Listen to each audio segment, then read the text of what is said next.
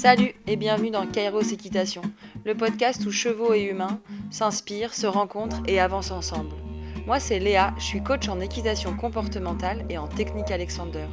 Je suis installée en Bretagne accompagnée par un beau troupeau de chevaux qui vit en semi-liberté. Ici, sur ce podcast, j'ai envie de te partager des réflexions, des sujets, des expériences importantes pour moi. Salut, j'espère que tu vas bien. On se retrouve pour un nouvel épisode.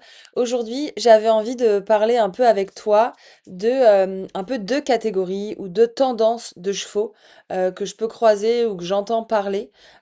Volontairement, je vais grossir le trait, je te le dis tout de suite, pour essayer que ce soit un peu compréhensible et que je puisse faire passer le message que j'ai envie de te partager. En vrai, on a la même chose chez les chevaux que chez les humains, je trouve. C'est les chevaux un peu explosifs, très expressifs, ou les chevaux un peu plus passifs, plus discrets, plus introvertis. Voilà, c'est un peu 2 catégories. Encore une fois, c'est volontairement, schématisé un peu en gros. Il y a plein de tendances. L'idée, c'est pas du tout de mettre dans des cases, bien au contraire, ou des colonnes en l'occurrence. Mais vraiment de se poser la question de qu'est-ce qui les différencie? Comment ils nous amènent à nous exprimer ou à nous comporter à côté d'eux, à face d'eux? Qu'est-ce qu'ils viennent réveiller chez nous un petit peu? Quels, questionnements ils nous posent? Quelles problématiques ils nous amènent? Vers où ils nous, proposent d'aller humainement chez eux? Qu'est-ce que ça leur permet aussi de vivre? Voilà, d'aller balayer un peu ces sujets-là. Pour commencer, j'ai envie de dire que souvent, peut-être la généralité fait qu'un cheval expressif, c'est un cheval qui bouge beaucoup, qui va, ouais, avoir des réactions un peu fortes, un peu vives, réagir, voilà, par plutôt, la vitesse, voilà et on dit que ces chevaux-là, ils s'expriment. Ils ont, une énergie qui va fort vers l'extérieur. Ouais, ils peuvent même déborder. En tout cas, quand il se passe quelque chose, ça se voit tout de suite et ça peut prendre des proportions, un peu, virulentes ou très vives. Du coup, on dit que ces chevaux, ils s'expriment. Voilà, c'est très clair ce qu'ils nous partagent. Et il y a cette autre tendance de cheval, des chevaux plus calmes, qu'on pourrait dire plus faciles, plus simples, qu'on pourrait imaginer un peu tonton de club dans des centres équestres, et des chevaux qui sont plus calmes, qui vont plus se figer, qui vont aller moins vite, qui sont très posés dans le sol, qui ont des réactions beaucoup plus lentes.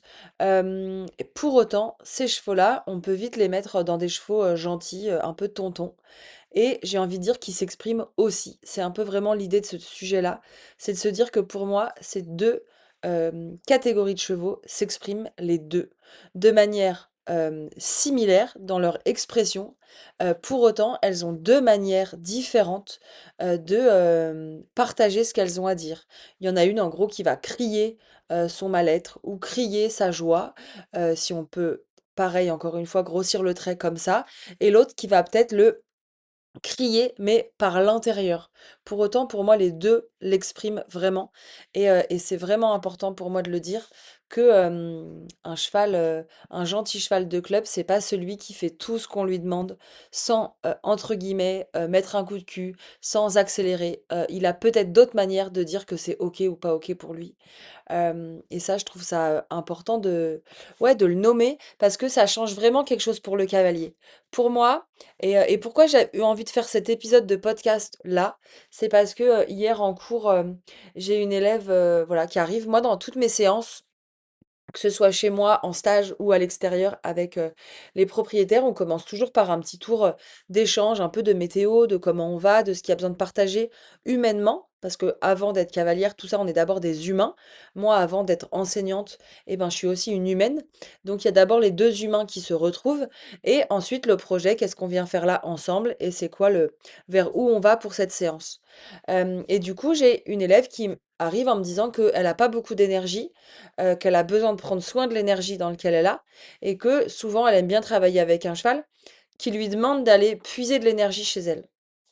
Ça a fait le sujet d'un échange, entre nous et avec le groupe de, qu'est-ce qui nous amène à dire que tel cheval nous demande d'aller chercher de l'énergie et un autre moins et ainsi de suite et ça, je pense que c'est vraiment encore une fois pour nous humains et ben, il y a des personnes, d'avoir un cheval, un peu plus expressif, plus chaud dans ce sens-là, qui va, tout de suite, partager fort ce qu'il vit, on va le voir tout de suite.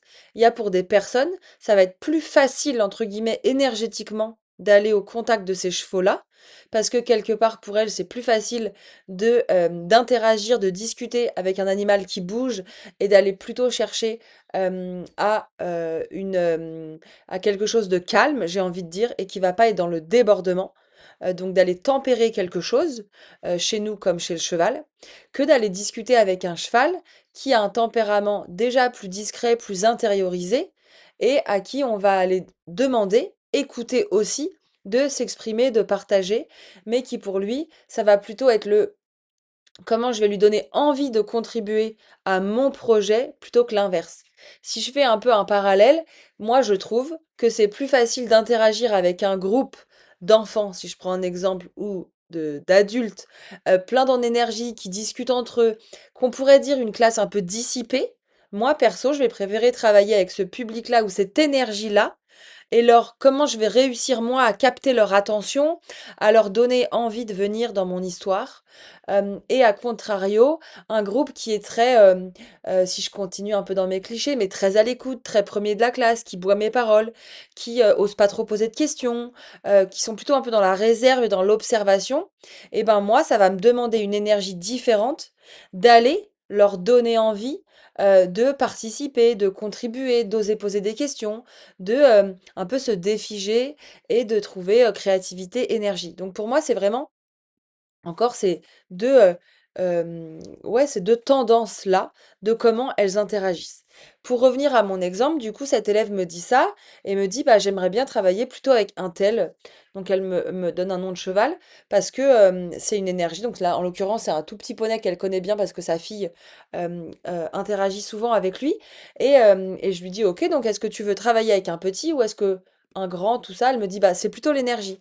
Du coup, je la renvoie vers un autre cheval pour qu'elle le découvre aussi, ça lui plaisait bien d'en découvrir un autre, avec cette conscience que je lui proposais un cheval dans cette tendance d'énergie plutôt haute. Et elle avait encore pas vraiment travaillé vraiment avec des chevaux comme ça, avec cette, tendance-là et ce tempérament-là, d'énergie et d'expression, extérieure, j'ai envie de dire. Et ça a été hyper intéressant parce que, petit à petit, au fur et à mesure de la séance, elle me dit: «Bah, c'est génial, il fait tout ce que je veux» et je dis: «OK, il fait tout ce que tu veux, mais il le fait vite». Dès que tu t'arrêtes, il est encore en train de préparer la suite. Et du coup, dans cette séance-là, dans cette première phase de séance, il y en a eu 2 en vrai, et ben, ça a été de prendre conscience que finalement, avec l'habitude aussi de travailler avec un cheval dans une énergie plus intériorisée, plus calme, plus figée, et ben, elle dépensait de l'énergie pour lui proposer tout le temps des choses. Et là, avec un cheval qui est déjà prêt à faire plein de choses, mais aussi prêt à fuir en vrai, physiquement, l'autre il fuit peut-être plus dans sa tête à l'intérieur. Donc c'est plus une fuite active dans ce mort de chevaux-là. Et ben, c'est la vitesse et la réaction qui va prendre le dessus quand ils ont des choses à exprimer. Et ben, finalement, elle se rend compte que même quand elle se dit en basse énergie, quand elle se dit, fatiguée, tout ça, son corps, son énergie dégage encore des choses. Et donc là, c'est vraiment prendre conscience de qu'est-ce qu'on dégage au cheval. Et ça, je trouve ça hyper intéressant avec mes connaissances en technique Alexander et en connaissance du cheval, de pouvoir voir qu'est-ce que à quoi le cheval réagit finalement. Quand elle demande un arrêt et que le cheval, il est peut-être immobile dans ses pieds, mais tout son corps est à l'affût de tous les petits signaux que elle émet avec son corps, des épaules remontées, des mains serrées sur la longe, là on était à pied en l'occurrence, un regard prêt à dire ce qu'on va faire, mais qui est un regard un peu insistant, un peu de surveillance. Et ben le cheval, là, Taz en l'occurrence, il se disait: «Qu'est-ce que je dois faire? Où est-ce que je dois aller?»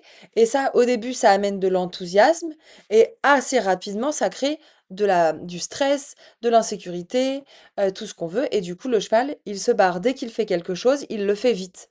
Et pour moi ça, on n'est pas sur une interaction qui va au service de la communication ou de la relation, parce qu'on voit que le cheval, il développe de plus en plus d'insécurité et de signaux de stress. Et la cavalière, elle, elle comprend pas tout ce qui se passe. À un endroit, elle se dit que tout va bien, mais moi je la mets face au fait que bah oui, dans la réussite de l'exercice, si on parle juste, est-ce que tu es passé entre les plots? Oui, tu es passé entre les plots. Est-ce que tu as demandé est-ce que ton cheval, il a fait un 8 de chiffre? Est-ce qu'il est parti au trot? Oui. Mais ce qui est intéressant pour moi, c'est pas le résultat de l'exercice. C'est pour ça que j'utilise peu le mot exercice d'ailleurs, mais plus dispositif ou expérience. C'est comment il a fait les choses. Comment on a demandé au cheval. Pour moi, c'est vraiment ça qui change. C'est comment on fait les choses et pourquoi on fait les choses. Ça a été le sujet d'autres épisodes de podcast.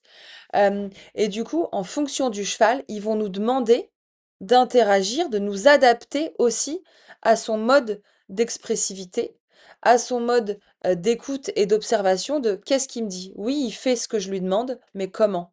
Donc en vrai, là, c'est pas tellement la réussite de l'exercice, parce qu'il le fait, c'est comment moi, humain, je vais m'adapter, aller peler encore mes couches d'oignons pour en faire moins en l'occurrence, Hem, faire plus confiance, comment à quel endroit je mets de la tension et prendre conscience de tout ça. Donc on a pris conscience de tout ça avec cet élève et ce cheval-là, ça a été hyper intéressant, un peu déstabilisant pour l'élève aussi de se dire: «Bah, finalement, je demande des choses où je suis encore dans une dépense d'énergie inutile», parce que là, avec ce cheval-là, c'était pas utile. Donc c'était vraiment une habitude de fonctionnement qu'elle me partageait aussi, au-delà de l'activité cheval, hein, cette tension, sans forcément s'en rendre compte. Du coup, on finit sur quelque chose de bien avec ce cheval-là et elle a, voilà, à un moment donné, c'est quelque part, suffisant pour elle dans ce temps-là avec ce cheval-là, et ça la nourrit pas 100 en vrai, parce que c'est aussi hyper challengeant d'aller dire: «Bah, c'est pas tellement l'exercice, la réussite de l'exercice qui m'intéresse, mais plus qu'est-ce que ça me demande moi d'aller chercher pour que mon cheval, il fonctionne correctement». Donc voilà, elle atteint ce qu'elle peut obtenir dans ce moment-là, ce qui est OK pour elle avec sa disponibilité, aussi bien physique que mentale. Et finalement, elle décide, elle croise du regard le cheval avec qui elle a l'habitude de travailler, enfin avec qui elle aime bien travailler, et qu'elle ne pensait pas avoir l'énergie, et elle décide de le reprendre et de travailler en liberté. Et ça se passe hyper bien. Vraiment, elle me dit: «Mais ça a rarement été si fluide». Je lui proposais des choses et elle débute, hein. Elle vient, travailler chez moi, depuis septembre, enfin depuis fin septembre, donc ça fait que quelques mois. C'est quelque chose qu'elle avait jamais fait, d'interagir à pied avec les chevaux et d'autant plus en liberté dans une carrière qui est très grande avec, plein d'autres chevaux autour. Donc elle était vraiment hyper contente du résultat, mais aussi du plaisir qu'elle a pris. Et ce qu'elle me partage, c'est que finalement elle a pris quelque part plus de plaisir avec ce cheval-là, hem, parce qu'il y avait une fluidité, une énergie plus similaire. Donc là, c'est vraiment ce qu'elle, elle a ressenti, et moi, ce que je lui ai partagé, c'est que pour moi, parce qu'elle me dit: «Mais pourquoi ça a si bien fonctionné?» entre autres, et je pense vraiment à un endroit, il y a plein de raisons pour lesquelles ça a bien fonctionné et que ça a été du plaisir pour elle et du confort pour le cheval. Parce que là, pour le coup, cet autre cheval, Abou, vraiment, ça lui a apporté, de la décontraction, du relâchement, du laisser-faire. Il a participé à la proposition, il était vraiment dans le mouvement. Alors que c'est un cheval qui peut avoir des tendances à être très discret, à vite se poser dans le sol, à même s'exonérer de la situation, à aller faire un câlin, à aller brouter, à aller, s'ancrer au sol et plus bouger vraiment, à avoir des signaux de vraie fuite passive, donc où le cheval, il peut faire des choses de manière un peu mollement, mais sans être vraiment présent, et ça, c'est hyper important à aller observer ça. À quel moment mon cheval, il se met en mode bon élève, il fait tout ce que je veux, mais en vrai, il est pas là? Ou est-ce que, bah, là, finalement, il est juste en mode fuite passive, il s'ancre, il fait un peu l'autruche aussi, et en vrai, il est pas là non plus? Mais juste, il est plus statique. Pour moi, les 2, tout ça, c'est des chevaux qui s'expriment, et comment on apprend à lire ça et à voir ce que ça génère chez nous aussi. Et là, je pense que vraiment cette séance pour elle, elle prend un vrai plaisir et le cheval aussi. Il y a des vrais signaux de décontraction, de fonctionnement, hyper chouettes, parce que je pense que cette première étape de travail avec ce cheval très fin, très expressif, qui lui dit tout de suite: «Là, c'est trop fort, là, c'est trop figé, là, c'est trop dans la surveillance», lui a demandé d'aller, gratter un peu ces zones de tension, et du coup, elle est arrivée vers ce deuxième cheval avec un autre tempérament, une autre énergie, de manière beaucoup plus douce et subtile. Riche de ce premier cheval, je l'ai vraiment vu commencer sa séance, interagir avec sa séance, avec beaucoup plus de laisser-faire, avec beaucoup plus de confiance, avec beaucoup plus, ouais, de laisser faire, de laisser du temps au temps. Ça, je trouve que c'est hyper important, et peu importe les chevaux qu'on a. C'est pas parce que le cheval, il est hyper vif, hyper rapide qu'il faut être très rapide. Il faut s'adapter à ce qu'il nous propose, bien sûr, mais c'est comment on va ralentir aussi ce temps. Et c'est pas parce qu'on a un cheval hyper figé, hyper ancré, hyper mou qu'il faut le porter tout le temps. Parce que pour moi, ça va vraiment faire l'effet inverse aussi. Plus le cheval il est mou, plus on le porte, plus il a besoin qu'on le porte. Parce que on développe pas son autonomie, on développe pas sa confiance en lui et en nous.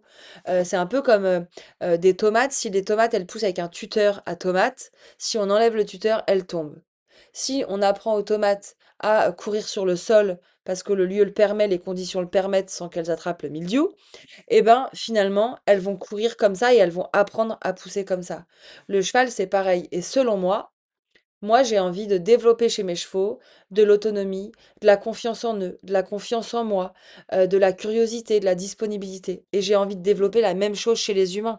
Chez toutes les personnes que j'accompagne, j'ai envie de leur permettre de développer de la confiance en eux, qui va leur permettre de pouvoir développer de l'autonomie, de la sécurité, du confort, de la joie, tout ça. Et ça, c'est vraiment hyper important pour moi. Donc c'est pas parce que le cheval, il est plus expressif qu'on va lui demander des choses plus fines, qu'on va le voir comme un cheval en porcelaine, qu'on va le prendre coin du doigt. Pas du tout.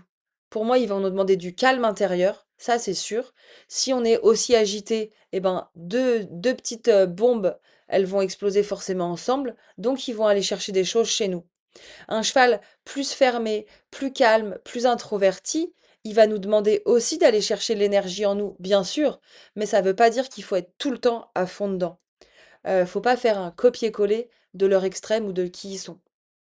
Et ça vient vraiment chercher chez nous une observation fine de nos chevaux.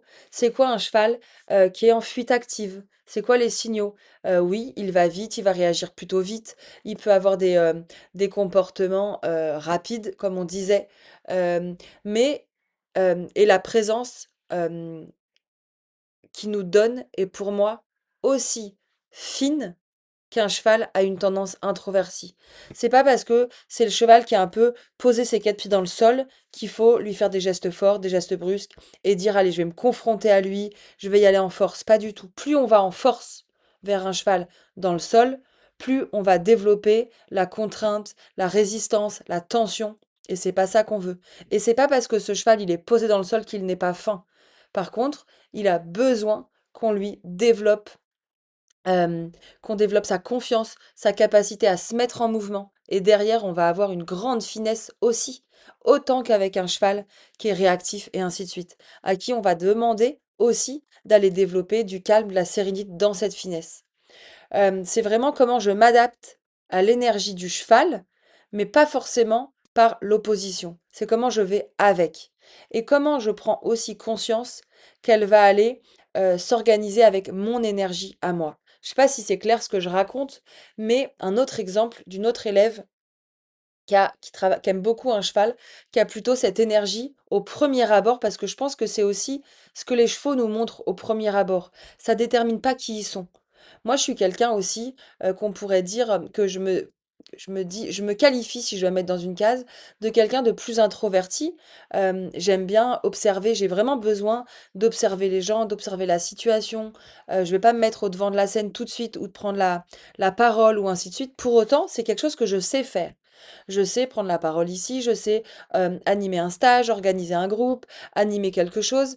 C'est quelque chose que je sais faire, mais pour pouvoir le faire, j'ai besoin d'abord d'être en confiance, d'être en sécurité, de créer les conditions qui me permettent de. Et ben pour les chevaux, pour moi, c'est pareil. Un cheval qui va exploser tout de suite, tout ça, il crée les conditions et peut-être il pose un peu une barrière entre l'humain et lui pour dire, OK, moi, quand ça va pas, ou je te montre d'abord ça et on verra du calme ensuite. Le cheval qui est plutôt inhibé, plutôt calme, pose tanké dans le sol, il va montrer d'abord cette facette-là, bah, si je fais ça, comment tu réagis, qu'est-ce que tu fais? Et si on crée un climat de confiance, de sécurité et ainsi de suite, les chevaux comme les humains, ils vont ensuite pouvoir permettre de montrer vraiment qui ils sont et pas juste la première, ouais, le première façade qui monte par protection aussi. Et ça, je trouve ça intéressant de pas s'arrêter à ce qu'on voit tout de suite, de pas juger trop vite en créant des interprétations. C'est parce qu'un cheval, il est calme, qu'il est mou ou qu'il est gentil ou qu'il ne dit rien et qu'il accepte tout. Pas du tout. C'est pour moi, c'est juste ce qui monte, c'est de la discrétion. Et ça invite vraiment à aller écouter les micro-signaux, autant du cheval vif que du cheval qu'on pourrait dire mou. Comment on laisse du temps. Et pour en revenir à cet autre exemple de cet autre cheval Tréor avec cet élève qu'il aime beaucoup, c'est que Tréor, si il a ce tempérament au premier abord, cette première vitrine plutôt au premier abord, de cheval hyper passif, très introverti, très tourné sur lui-même. Il adore tourner sa tête et venir faire un câlin et ne plus bouger. Si on se cale à ça, eh ben, il va rester dans cette énergie toute molle. Si on lui montre que on peut lui demander de bouger, et que on accepte son temps long au début, c'est un vrai diesel, que on lui laisse le temps de répondre, et ben petit à petit, en quelques minutes, il retrouve un mouvement, une énergie vitale entre guillemets, plus présente et de la curiosité et de l'intérêt à ce qu'on fait. Si pour autant on rentre avec des gros sabots en disant vas-y bouge et qu'on lui laisse pas le temps de réponse, eh ben il se renferme encore plus. Et là la carapace s'épaissit. Ça fait partie des chevaux qui ont besoin qu'on leur laisse un temps de réponse. Et ça vraiment, je pense que en vrai, tous les chevaux. Mais Tréor le montre tout de suite. Laissez-moi le temps de répondre. C'est comme quand on demande à quelqu'un le sel. Si on est au bout de la table l'un de l'autre, le temps que la personne, elle ait entendu qu'on lui demande le sel, qu'elle pose sa fourchette, qu'elle attrape le sel et qu'elle nous le tende, il se passe quelques secondes. Eh ben, avec les chevaux, dans des situations de discussion, d'entraînement, de préparation, on a le temps. Quand on est en plein milieu du double, on n'a plus le temps. Mais à ce moment-là, le cheval, il est prêt s'il est en plein milieu du double. Il est déjà disponible, il est déjà avec nous dans notre mission. Pareil, si on est en balade, il est déjà disponible, les choses sont déjà mises en place. Quand on est dans un entraînement, dans un contexte de préparation, laissons le temps aux chevaux. Et en vrai, laissez-nous le temps aussi de pouvoir répondre. Les chevaux, pour moi, c'est pas des télécommandes, c'est pas j'appuie sur A ou la touche 1 et ça me donne la chaîne 1 et la chaîne 6, ça me donne la chaîne 6. C'est pas des télécommandes. En tout cas, c'est pas l'équitation qui me plaît, c'est pas la relation que j'ai envie de créer avec mes chevaux et avec mes élèves, c'est leur laisser leur capacité d'être vivant à s'exprimer et à lier ça à ma connaissance de moi. Moi, ce que je trouve passionnant, c'est que les chevaux nous lient à nous-mêmes, à qui on est, à quelle personne on a envie de devenir, à qu'est-ce qu'on traverse, qu'est-ce qu'on remet en question pour. Qu'est-ce que je mets en question quand je vois que j'ai un cheval aujourd'hui qui surréagit à toutes mes demandes? Est-ce que je me dis, ah ouais, il réagit trop bien, tout est parfait, il fait tout ce que je veux plus vite que je l'ai même demandé, à peine j'y ai pensé, à peine il l'a fait, mais j'ai un cheval qui est en attitude hyper haute, qui est tendu sur ma main, qui fuit ma jambe, tout ça. Est-ce que c'est ça que j'ai envie de développer? Ou est-ce que je me dis, ah ok, il fait tout ce que je lui demande, mais en vrai, il précipite tout. S'il précipite tout, ça veut dire quoi? Bah, ça veut dire qu'il est en fuite. Ça veut dire qu'il veut précéder les réponses pour être sûr qu'il fasse bien. Est-ce que j'ai envie de développer un cheval qui est dans le stress de bien faire ou est-ce que j'ai envie de développer la compétence de mon cheval à devenir serein, calme, la confiance en lui, la confiance en moi et pas la fuite de mes demandes et tout ça? Et est-ce que j'ai envie de développer sur mon cheval à une tendance plus introvertie, la confiance en lui, la capacité à se mettre en mouvement, à oser aller dépenser de l'énergie parce que le contexte dans lequel il est dans la sécurité, tout ça. C'est la même chose chez l'humain. Est-ce que je suis prêt à voir toutes les demandes que je fais sans le vouloir, la tension que je mets dans mon corps, dans mon regard, dans ma tête, parce que j'ai envie de bien faire, parce que j'ai envie de réussir l'exercice? C'est vraiment hyper important pour moi de partager ce message-là. Pour moi, tous ces chevaux, tous ces humains s'expriment. Ils s'expriment pas moins chez certains ou plus chez d'autres. Ils s'expriment de manière différente. Un cheval discret, c'est pas un cheval simple ou plus sympa. C'est un cheval aussi subtil que l'autre, mais qui s'exprime de manière plus, j'ai même pas envie de dire discrète parce que pour moi un cheval qui avance tout doucement, c'est pas très discret qu'un cheval avance doucement au rythme d'un escargot qui avance.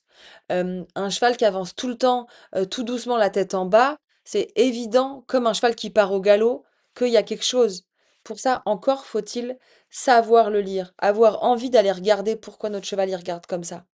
Et ça, c'est vraiment ce qui me passionne et ce qui m'intéresse, c'est comment on lie la connaissance du cheval à la connaissance de soi, autant qu'on soit non cavalier aussi, quelqu'un qui est non cavalier mais qui a envie d'affiner sa communication. Dans l'équicoaching, c'est très connu dans sa communication avec son équipe ou dans sa communication avec sa famille ou qui a envie de découvrir le cheval parce que vraiment il a toujours rêvé d'être à la rencontre et à l'interaction avec le cheval sans jamais oser.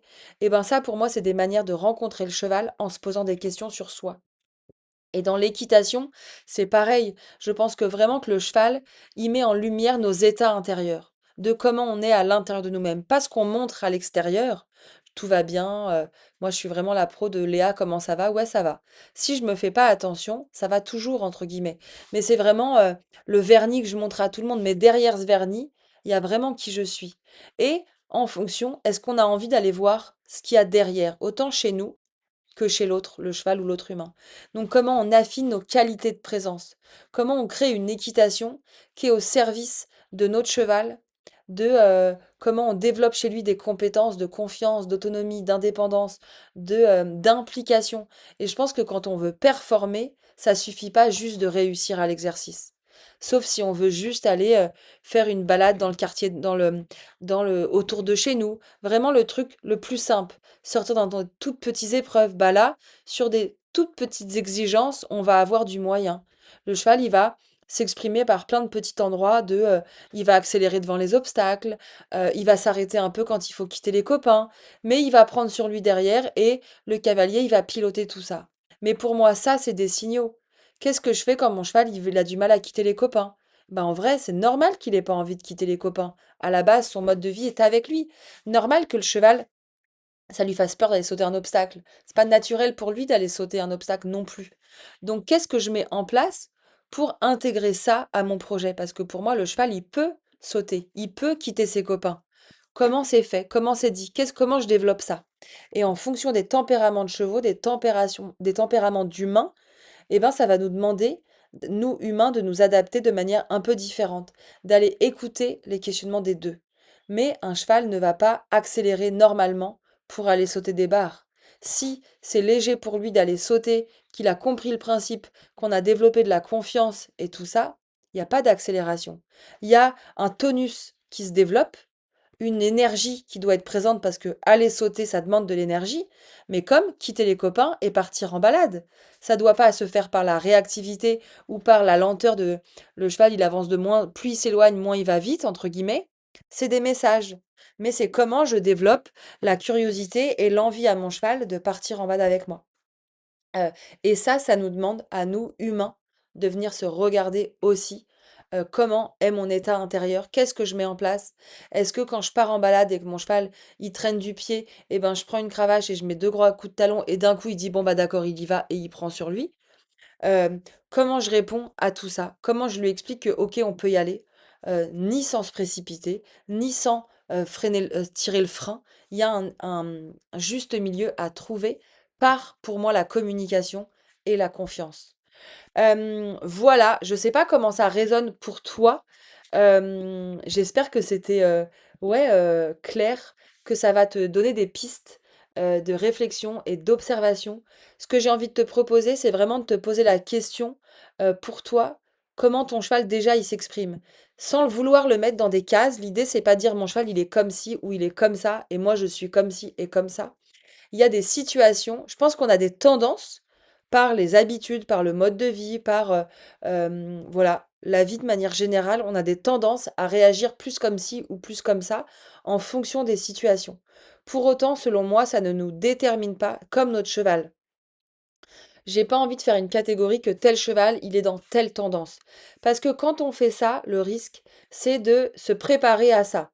Bon, bah, mon cheval, il est très réactif, donc je vais y aller du bout des doigts et ainsi de suite. Mais c'est pas une porcelaine pour autant. C'est pas parce qu'il est vif qu'il a pas besoin que des fois, je lui dise que sa place, elle est là et que là, on peut se détendre. Mais pour se détendre n'est pas une mission en soi. Ça peut être un objectif à aller, mais qu'est-ce que je crée pour qu'il se détende? Si moi je suis tendue, mon cheval il va pas se détendre forcément, ou ça va être une fausse détente. Donc qu'est-ce que moi je mets en place pour permettre à mon cheval de juste s'exprimer? Donc ça c'est de l'humain à l'humain. Et ensuite c'est qu'est-ce que j'observe chez mon cheval? Est-ce que je vois qu'il fait tous mes exercices et je suis contente et je m'en conviens et ça me suffit? Ou est-ce que en vrai j'ai envie de plus? Et j'ai envie que mon cheval, il participe à ça et que du coup il prenne le temps de vivre, d'accepter de bouger telle épaule, d'aller vers tel endroit, de sauter tel obstacle, d'aller se balader. Comment il vit le projet que je lui propose? D'observer ça. Voilà, si ça te parle, si ça t'amène des questions, des réflexions, voilà, vraiment viens me contacter sur les réseaux sociaux ou par mail, et me dire, ce que tu en penses. Ça sera avec grand plaisir, d'échanger sur ce sujet-là et de partager, voilà, peut-être sur des choses que tu as pu, observer, de ton cheval. En tout cas, je vous invite encore une fois à aller écouter autant les gros signaux qui clignotent fort de, «Mon cheval part en ruade», d'autant le petit signaux qui est que mon cheval, il a souvent la tête dans le sable ou en fait, bah, il marche tout doucement ou mon cheval, voilà, il décale toujours son épaule gauche, mais il le fait de manière toute délicate. Bref, il y a plein de tous ces signaux ont autant de valeur les uns que les autres. Et ben voilà, je te dis merci pour l'écoute de ce podcast. Encore une fois, viens me partager comment ça a résonné pour toi. C'est hyper chouette. Et puis, si tu trouves que cet épisode, il t'a apporté des choses, il t'a allumé de la lumière à des endroits, partage-le. Ça m'aide à le rendre plus visible et à partager toutes ces expériences que moi je vis et qui me tiennent à cœur, voilà, pour contribuer auprès des cavaliers, des propriétaires de chevaux, pour que voilà, le cheval et l'humain se sentent mieux dans leur corps et dans leur tête. Salut!